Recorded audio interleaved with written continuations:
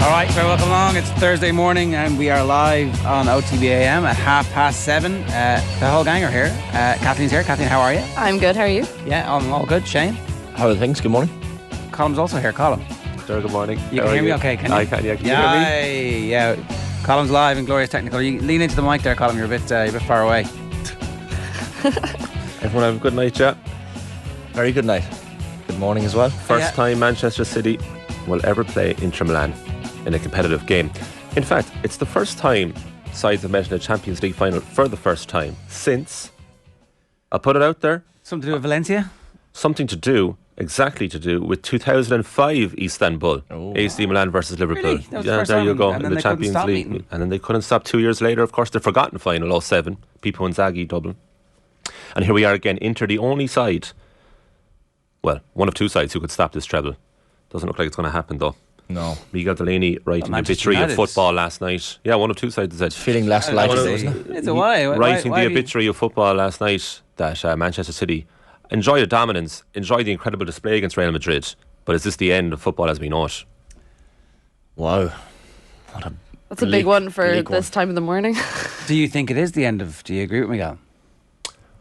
Well, the dominance is uncomfortable. I don't wanna However, be the quoting football here. That's it. the football is exhilarating. Is that a direct quote, yeah? Yeah, well, that's the article that he wrote last night and on the Whistle. It was Would brilliant. you say this marks the end? Is it not already kind of happening?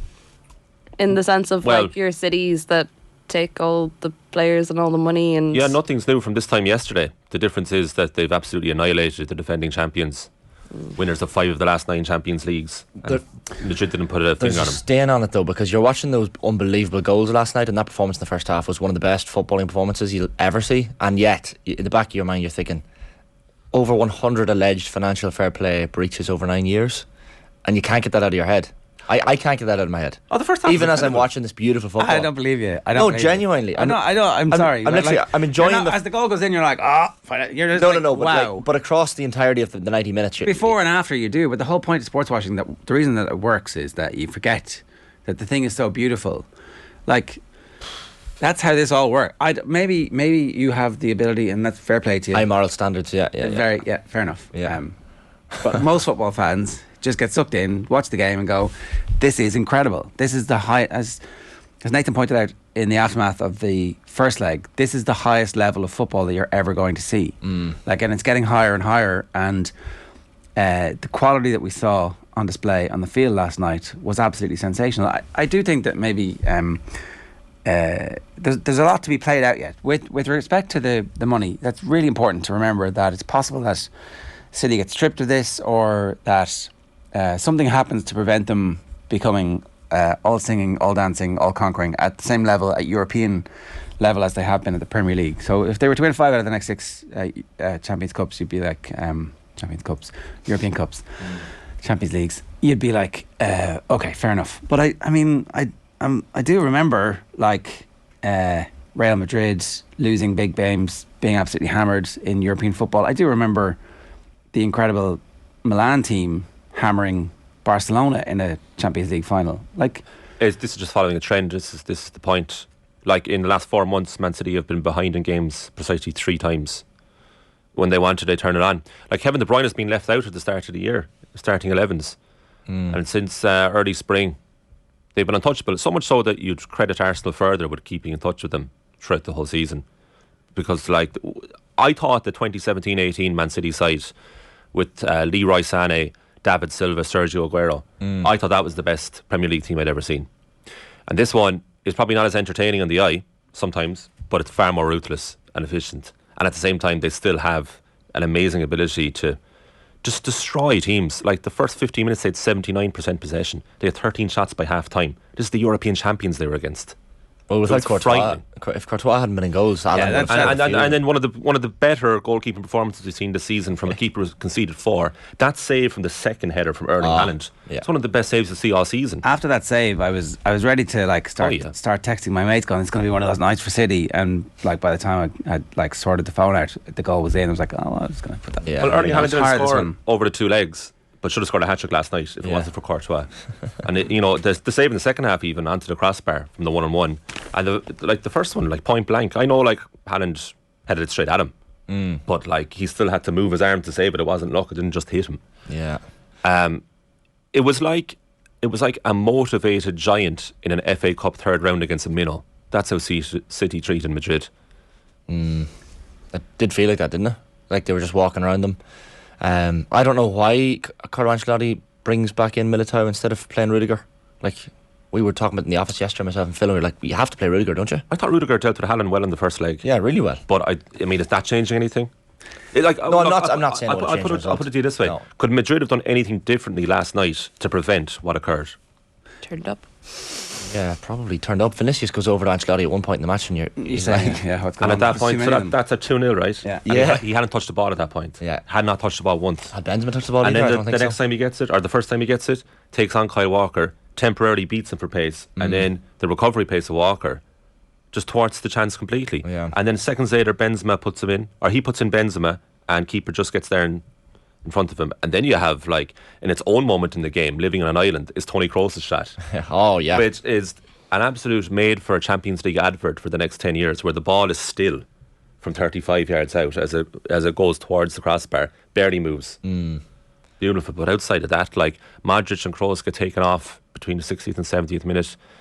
The narrative will be is at the end of those two breaks, and Benzema on the way out. It's clearly the end of an era. They've been replacing them slowly over the last couple of seasons with much younger players, and I don't think they expected them both to last as long as they did. And this is the one season that's one season too many for them. But next year they'll have a recast midfield, and it'll be one of the youngest Real Madrid teams that we've had in ages. And I think they'll be back next season. Like, I absolutely do think they'll be back. If you add Bellingham, and then it's Bellingham, Camavinga, and Mbappe.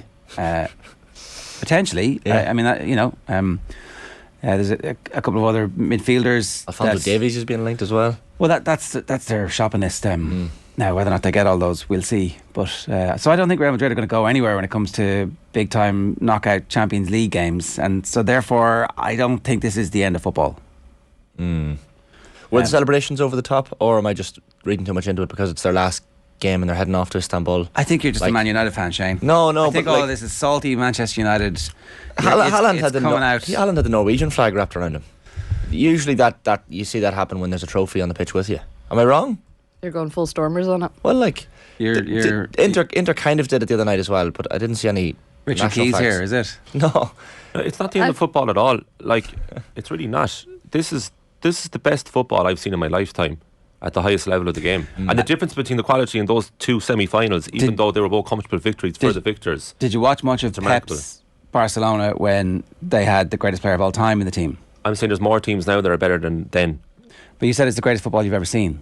I think on a consistent basis at the top level, Well, it's last amazing. night But was the best. My overall point is this reminds me of last night reminded me of the 2009 Champions League final, where Barcelona against Manchester United were the two best teams in Europe, but one was far better than the other. Yeah. And that's what happened last night. Yeah. So if City wants to, if they have the motivation and focus, I don't think they'll dominate Champions League. I actually don't think Real Madrid are the second best team in Europe at the moment. I'm not sure who is, but That's a good question. Who is? I don't know. But like, That's the point. their league form has not been great, and even like last season, it's hard to argue that they were the best team. Anyway, but they end up winning because then you had to win in this competition. The money is the thing that's coming up. Richard Dunn last night on telly was like, I mean, everybody's going to go on about the money, but actually all the other big teams, with the exception of Grealish, could have signed any of those Manchester City players, and he's getting hammered for it. He's absolutely getting hammered for it. Is he wrong, Shane? I think he is wrong. I was reading the Richard Dunn comments. I only saw the quotes this morning. I haven't seen a clip, but I don't agree that. Will I do some of the quick comments? Yeah, go on. If you look at the squad, Jack Grealish was maybe the only one that other teams couldn't compete with because he was 100 million and probably wasn't worth 100 million at the time. Man City have turned him into a player now worth more. If you go through the rest of the squad, there's nobody that United, Chelsea or Liverpool couldn't afford. You could have added Arsenal into that, by the way. City have a plan with how they recruit people, how they do it, what type of people they want for each position over a period of a couple of years. They've accumulated that squad. Even with Calvin Phillips, it was done on purpose because they need a certain amount of English players. He was an English player of a certain quality and not on 200 grand a week. They don't make many mistakes. They maybe get a couple wrong at the start, but over the last 3 or 4 years, every single player that's come in has been a success. Look at Alvarez. He came for 15 million, affordable for the whole Premier League and most of Europe. City were the ones that went out and got him. Biggest draw to Man City is Pep Guardiola. All the players want to play for him. The way he's evolved the team, even over the season, has been incredible. I think what's helped him has been the signing of Haaland. Haaland can play one position and one style, so it restricts how much he can change the attack. He's right that Guardiola coming in is the reason why so many players want to join City. I agree with that. But I mean, City don't have owners like the Glazers who are out to pay themselves an annual dividend and are out to make profit and don't care about the football club. Like, Okay. The Abu Dhabi owners don't care about money because they have so much of it. It's monopoly. You bring up the Glazers, right? Yeah. You bring up the Glazers, and all they're interested in is taking money out of the club. Yeah, fact. It's not a fact. That is a fact. I mean, okay. All the Glazers don't care about Man United. Let's look at the net spend over the last 5 seasons. Yeah, okay. What's the net spend for Manchester United over the last 5 seasons? Yeah, the more the Glazers pump into the club, I'm sure they feel like the more profit they're going to make and the more they're going to line their pockets. So, but hang on. Sorry, what? Well, the Glazers. What's the argument here? Well, the Glazers only care about lining their pockets. It's the Glazers' fault that Manchester United couldn't compete with Man City, right? Even though their net spend over the last 5 seasons is 611 million. Yeah. Manchester City's net spend over the last 5 seasons, this is according to Transfer Market, is 260 million. Well, They're not the same. No, of course they're not. But So the Glazers, by taking all this money out, have also put a load of money in. the Glazers, you're after saying now that the Glazers don't just care about money. I'm telling you, that is all they care about. but they 611 million net spend. The money's been wasted is the problem. Oh, for sure, it's been wasted. It's the people spending the money is what's important. It's not even how much is spent. It's the people spending the money, so Pep's not going to get any credit from most people for winning a Champions League this year because everybody's it was the money. But like if you look at the net spend, you can go back even further. And obviously Manchester City invested loads of money early on, but the biggest net spenders over the last 5 years is Chelsea, and then it's Man United, and then it's Arsenal. And then it's Liverpool, and then it's Man City. Yeah, so does Richard Dunn not have a point? No, that's net spend. But also the Haaland one, like he said, City only spent 50 million on Haaland. They did spend 100 million on agent fees. Well, did they? Ridiculous wages as well. Okay, but how are they ridiculous? Who's the most? No, sorry, they're not ridiculous in comparison to what they like. He's probably earning what he should be in comparison to other footballers. But it's still really high. Manchester United pay more to David De Gea than any other goalkeeper in the Premier League gets. Yeah, that's also ridiculous. But the problem here is right that Man City, it's just Man City, it's just the money. But actually, Man United have spent more money than they have. Arsenal are spending similar money. Chelsea have spent more money. So it's not just the money. So Richard Dunn has a point. Yeah, he does have a point. But money in football is like the internet. Like there's no going back. So you have to accept all that. And Pep Guardiola's got everything he's ever wanted at Manchester City to make this happen for him. And he has done that. But you have to give him huge credit because when they got money exactly 15 years ago this summer, they were just a mid-table Premier League side, so they still had to build all this. The problem that people have, I think, is the source of the money and the nefarious acts behind them. It's not like a self-made million or billionaire coming in like Jack Walker style to be like, here, I'm going to give back to my hometown club. Like I've noticed even the Stan Kroenke stuff with Arsenal this season, it's like the anger there is dissipated massively because Arsenal are becoming a success. I don't have any problem maximising the resources that they have. Happens to be that City pretty much have limitless ones, but they still have to do the job. You can't put any old schmuck in there to do it. Like Pep Guardiola is brilliant and he has everything done to a T for them and he gives them back as well his expertise, and it's a brilliant project if you want to call it that. World of football. It's the only problem here. It's just like Gavin Cooney was saying the other day on the show. It's like this amnesia around the 115 charges. It's that stuff that annoys people. That's the thing. Money aspect is you can talk about net irrelevant in modern football. Hang on, but I think everyone has money. Well, the argument about the money was the one that was thrown up to them, and now the charges have existed. It's like I have post fact rationalisation. I can make these charges, and look, the charges are really, really important, right? And I'm sorry, I'm not saying that for everybody. Loads of people are obviously always talking about the money, and that's fair enough. But I do think that the salty Man United fans, the salty Liverpool fans, the salty Chelsea fans, the salty Arsenal fans this morning, what they did was they identified people who were going to spend the money wisely, and spending of the money wisely is the single most important thing. Right, but it's not salty to point out that City are the team with the 115 alleged financial irregularities. City are the team. They are not the other teams you mentioned. They are. But but I find it amazing that the fans or anyone associated with all those clubs that you just mentioned will have a go at each other because they're all in the same bracket to me. And City just do the best at what they have. Like it's that we're way beyond that ever going backwards. Like that's what football is now. It's a huge business with money pumped into it. The love of it is pretty much gone, but you have this incredible professionalisation of the game where the standard is at an all-time high. That's the sacrifice. That's what you have to accept. That's what's going to happen. It's a slight off point to what you guys are talking about, but still involves Manchester City. So, like, we talk about City as if it's just the men's team, but obviously there's the women's team, there's an amazing academy. Like, all the money also goes into those things. And the women's team has, like, competed very successfully for the last couple of years. Say very successfully, like, they've always been Champions League, always in top 3 places, have won a couple of titles.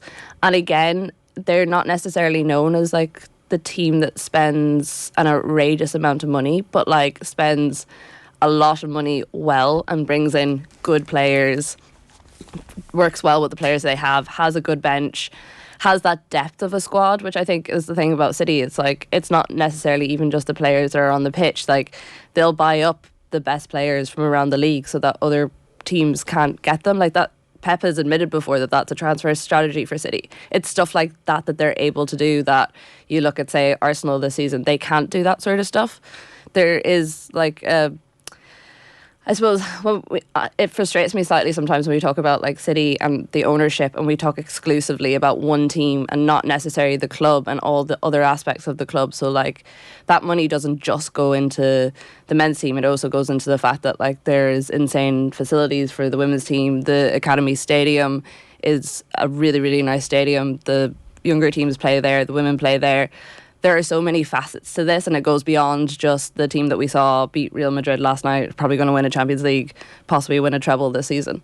Yeah, I think Manchester City owners have done a remarkable job at the club from top to bottom. Well, compare them with PSG. Yeah, That's exactly how to do it and how not to do it.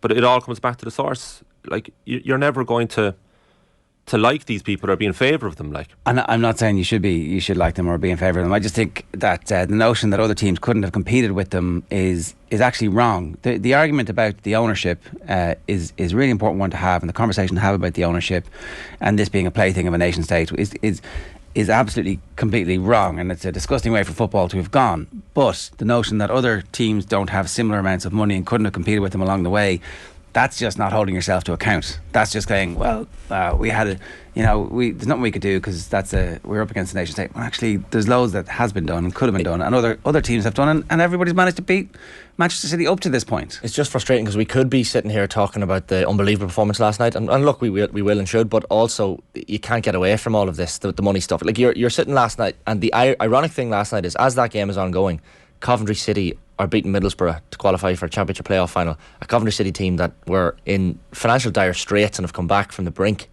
And just the irony between that match and the story behind that club and the work that Mark Robbins has done with Coventry and what's happening, not far away in Manchester. You're like, it's remarkable. yeah, I think like, and so many people say that, right, and it's correct morally. But you look at the first couple of years of the Premier League, just watch it back, like, Yeah. the standard, it's just not even related to modern teams, and that's because the money wasn't there. Like, yeah, that's what you have to sacrifice. Like, so this idea, it's very romantic. Coventry or Luton are going to be in the Premier League next season, and that is amazing. Like, Luton Stadium isn't even up to standard to play in the Premier League. Like, they'd have loads of work to do over the summer if they're the ones who win the playoff final. But they're going to get obliterated next season if they don't invest in any way in that team. Like, there'll be no romanticism by October. Yeah, finished. Managers will be gone, but that's what you have to accept if you're going to make it elitist, which is what it is. And you said, like, we talked about the football last night, and we should, but there will always be an asterisk next to Yeah. this. But just like there's always going to be an asterisk if Manchester United won the league. Yeah, if the Qataris come into Old Trafford, and people comment to me all the time, you won't be complaining if the Qataris come in and win trophy. I will be, and I guarantee you, if the Qataris come in, I will mention the asterisk for Manchester United if they win but trophies. you'll still go- You've you'll still also go to Old said Trafford. as well Go to Old before Trafford. that like it won't stop you like going to matches, Yeah. supporting the team, Yeah, exactly. watching all the games. You'll Buying your probably buy jerseys. jerseys in the same way. Like, Yeah, contributing money to them, they'll still contribute money into the club. being a fellow traveller. Like, we had the Glazers. Remember, the Glazers protest peaked in 2010. Yeah, The Scarves. yellow and green scarves, Yeah. the original United colours. And Beckham put it on when he was on loan at AC Milan after that game. This is brilliant. But sure, like, the Glazers just sitting back in America being like, brilliant. More eyes on us.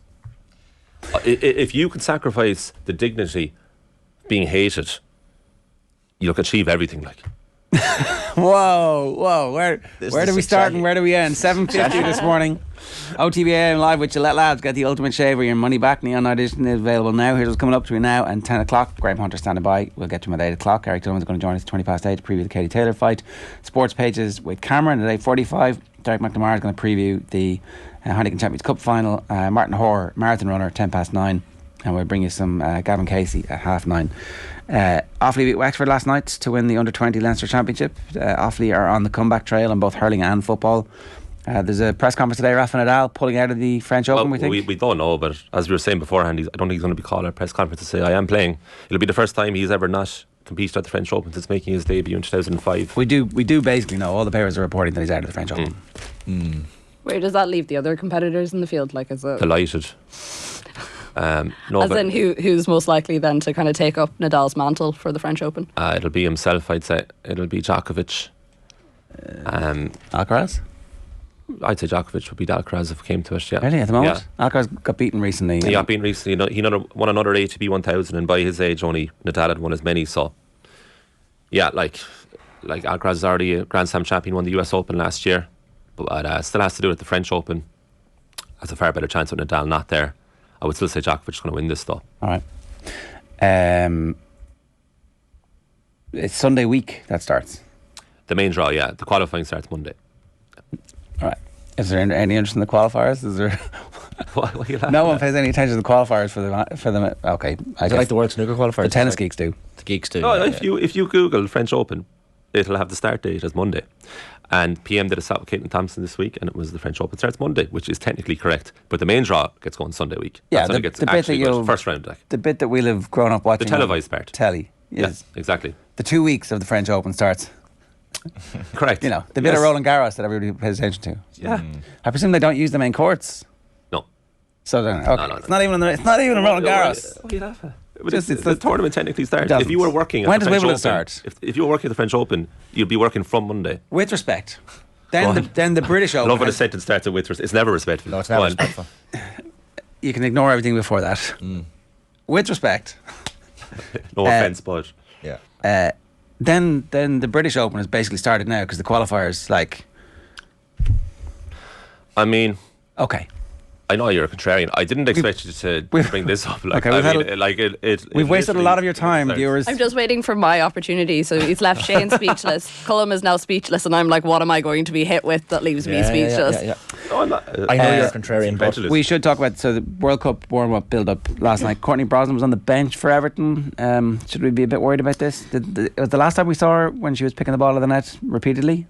Yeah, I don't actually think that was really her fault either, though. That was just a bit of a capitulation by Everton. I think she's been on and off the bench all season. It looked like she had kind of hammered down the number one position at the end of last season, but Emily Ramsey is there, who's a very good young English goalkeeper, and the general consensus seems to be that Everton want to develop her, and hopefully she could be a potential number one for England in the future. So she's been given a lot of opportunities this season, and that has affected Courtney Brosnan, which is really unfortunate. But I don't know, like, she's one of the players that has never necessarily done badly by not playing. So she would be one of the ones that I'd be less worried about, the fact that she's not getting as much game time and the fact there's only like 2 games left of the season. There's not much competition really for her place in terms of Vera Pauw's thinking at this point. She's nailed on. Yeah, pretty much. Like, I mean, Grace Maloney at Reading is most likely going to be relegated, and then Megan Walsh as well has had like a torrid time with Brighton, hasn't really been able to nail down that number one spot, even less so than Courtney Brosnan. So yeah, I think she's pretty set. In other better news, Katie McCabe did score for Arsenal, who are in good form at the moment. Yeah, good form despite the fact that they have suffered another injury last night. It looked like possibly an ankle break to Leah Volti. It was just a really, really bad challenge, but it's just another one of their key players done. Katie McCabe came out afterwards and spoke very strongly about the mentality of the team, and she's obviously been captain since Leah Williamson and Kim Little got injured, and she was asked, you know, how have you guided this team through this incredibly tough period? And she was like, I don't do anything. She was like, this is the team. I just go out and play as I think I should play, and everyone else follows, which I thought was an incredibly Katie McCabe sort of answer to something. But yeah, good goal from her. It was a bit of a I don't know. I definitely think the keeper should have done a lot better with that one. Yeah. She I was. think you're being harsh on the Oh, keeper yeah, we there. had a debate about this pre-show. Well, because I watched it last night, and then Shane, you said that you thought the keeper did all right, and I rewatched it again. But like, she was so far over in the goal. Maybe her She position. was so close to, and I know it was in the corner, but like, she definitely could have got down a lot quicker, and it was so far out, and it wasn't exactly a very fast or powerful shot either. It was so far in the corner. Maybe, yeah, you could argue the positioning, the starting position wasn't good. But I think once the ball is hit, she's done all she can to move over as fast as possible. And Katie has hit it as far into the corner as you possibly could.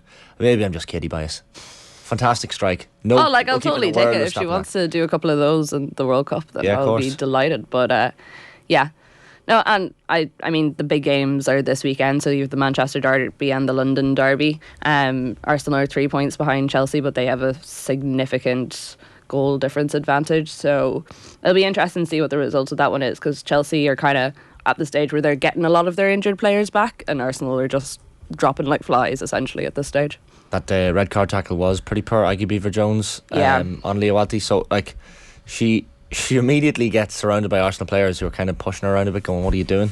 Oh, And then she like starts- Jen Beattie and Lotwell Moy looked like they were ready to fight her. Was she I crying do going off the pitch? Or Yeah. she was definitely a bit upset going off the pitch? No, she was really upset going off the pitch, and I feel bad for her. I think she's like 18, 19, and it was a stupid challenge. It was kind of lose the head moment, but there was no malice behind it. And she released a statement later on in the evening, like a big one, apologising, and I was like, you don't have to do this. Like, how many people do a reckless challenge on the pitch? It's not that big a deal. And Vaulty herself even released a statement being like, please don't abuse her. Like, things happen. It's a contact sport. All right, we'll leave it there for now. OTB AM live with Gillette Labs. Got the ultimate shave of your money back. Neon Edition is available now.